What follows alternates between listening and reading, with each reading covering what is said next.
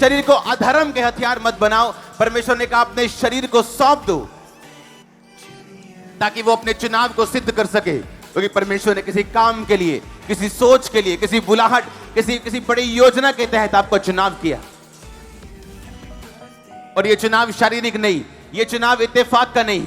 आप यहां इत्तेफाक से आज नहीं आए हो, खुदा का आत्मा आपको लेके आए, यहां पे उसके दूत लेके आए। आमीन। जितना ऊंचा ब्लेसिंग उतनी ऊंची चर्च। धार्मिकता के लिए मन से विश्वास किया जाता है और उद्धार के लिए मुंह से अंगीकार। आप जानते हैं मुंह और तलवार एक ही शब्द है बाइबल में। परमेश्वर ने कहा मेरा वचन दो धारी क्या है? धार का मतलब और मुंह का मतलब एक ही है बाइबल में। धार का मतलब है स्टोमा ग्रीक भाषा में, और मुंह का मतलब भी है स्टोमा। कहता मेरा वचन दो धारी तलवार है, यानी आपके मुंह से जो शब्द निकलते हैं वो एक धार की तरह होंगे।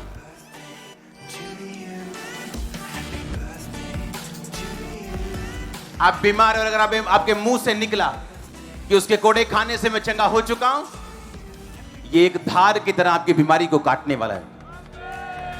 आपके मुंह का और धार का एक ही मतलब है यूनानी ग्रीक भाषा में। आपको बांझपन का रोग है और आप अपने मुंह से बोले कि मैं इनकार करती हूं बांझपन में जीने से, और उसके कोड़े खाने से मैं बलवंत हो चुकी हूं, तो ये मुंह से निकला वचन उस बांझपन को काटेगा और आप फ्री होंगे। परमेश्वर ने कहा मैंने तुम्हें चुना, तू निर्बल था, कमजोर था, गरीब था, छोटा था। मैंने तुम्हें चुना बड़ों को लज्जित करने के लिए, उनको शर्मिंदा करने के लिए जो अपने आप को कुछ समझते हैं।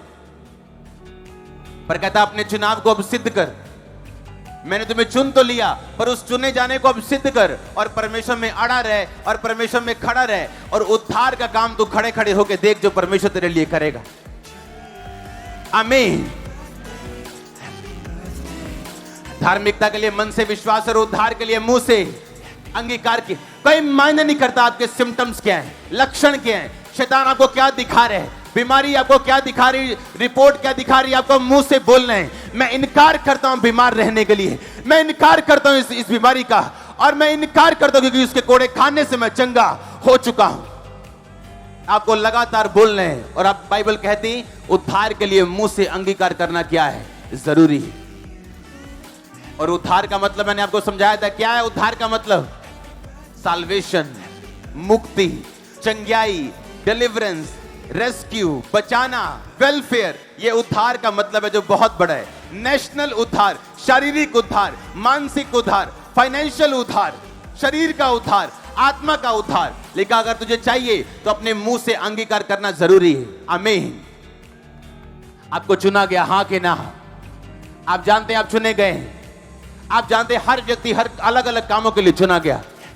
हर व्यक्ति की लाइफ में अलग अलग योजना है परमेश्वर की, हां या ना?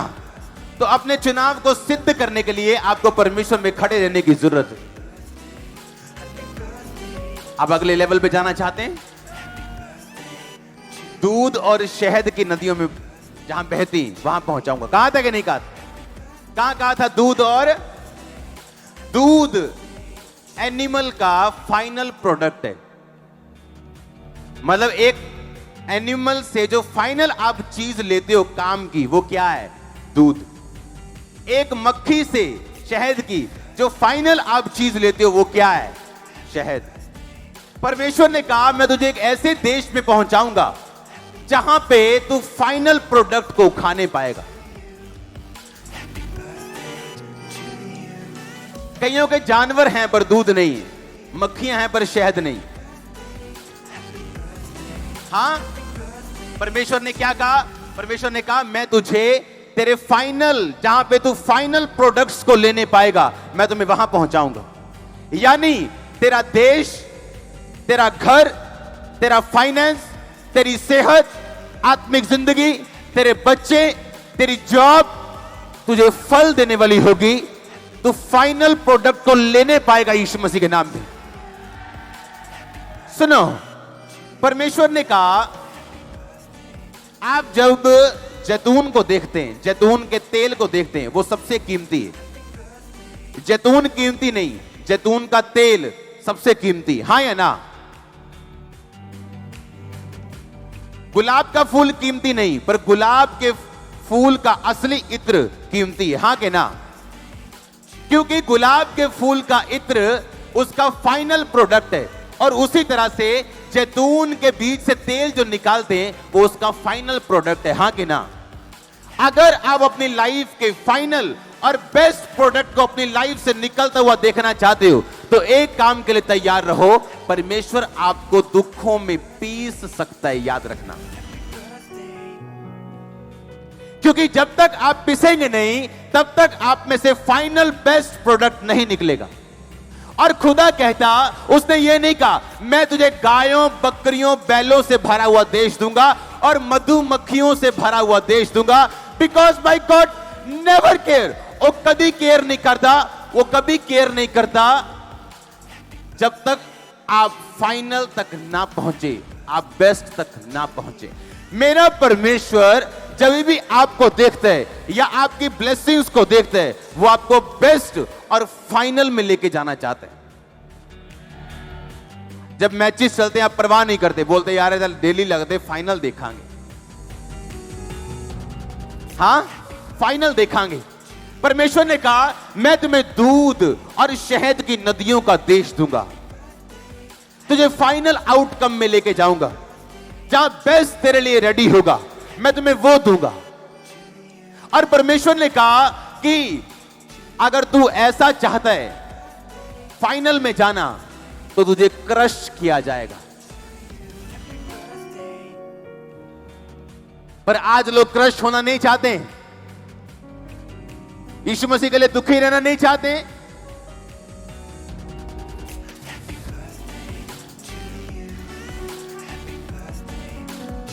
अगर प्रभु आपको दुखों की अग्नि में से अभी निकाल के कहीं भेजे तो आप धूम मचा देंगे कल सुबह प्रेयर कि खुदावन ये क्यों किया, ये क्यों होया, मेरे नहीं ऐसा क्यों होया।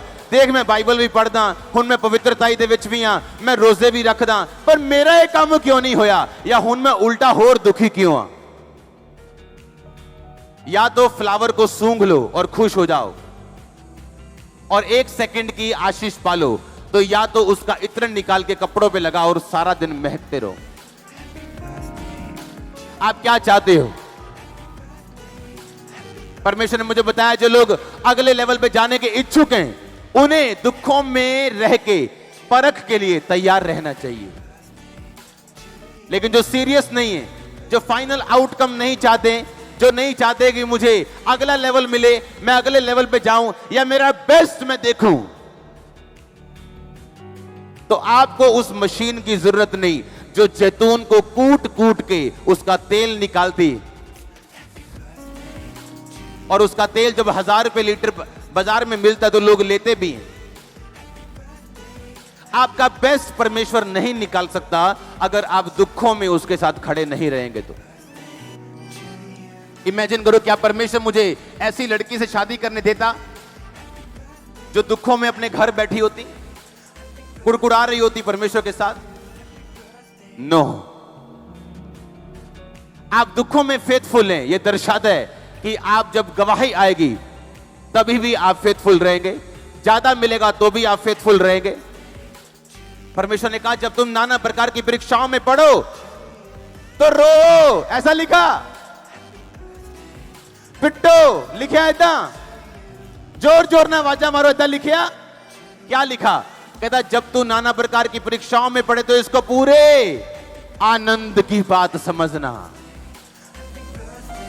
आनंद की।